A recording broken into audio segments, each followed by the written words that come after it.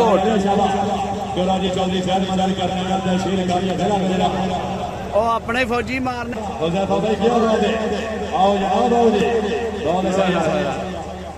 नहीं साधु एक लाते थल्ले कटे थेगा इजी पे ਕਿੱਧਰ ਨੂੰ ਕੀ ਹਾਲ ਹੈ ਜੀ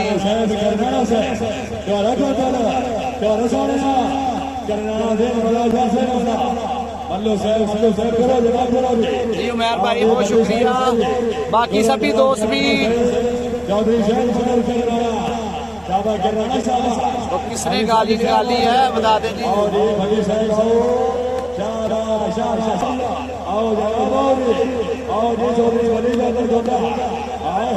हाय हाय हाय ये है हाजी जवेद गोंदल कितने सिमट मार गया है।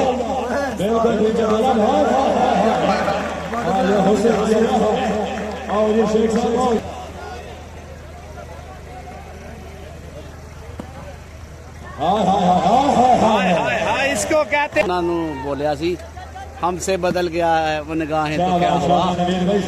जिंदा है कितने लोग मोहब्बत किए बगैर। ये वाला शेर पड़ा था जी। भाई जेडे फालतू साहिबान ग्राउंड है तशरीफ फरमाओ।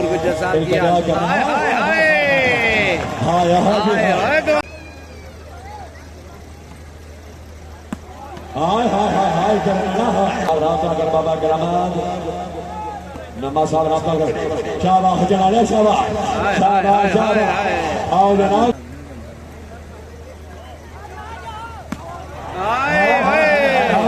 इसको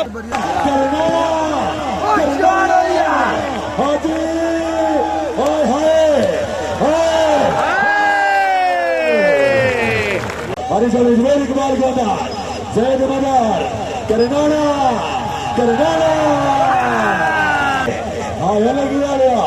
गोंदल वलीद गोंदा राजा मल्लो राजा करनाना पेर करनाना पेर पेर पेर हाय हाय हाय हाय हाय हाय हाय इसको कहते हैं जी शूटिंग। हाय हाय हाय हाजी जवेद गोंदल जनाब तजर्बा ही काफी है जी कहते नाम ही काफी है।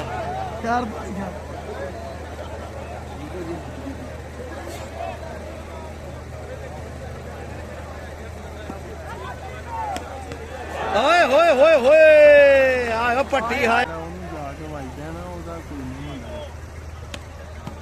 शाबाश वलीद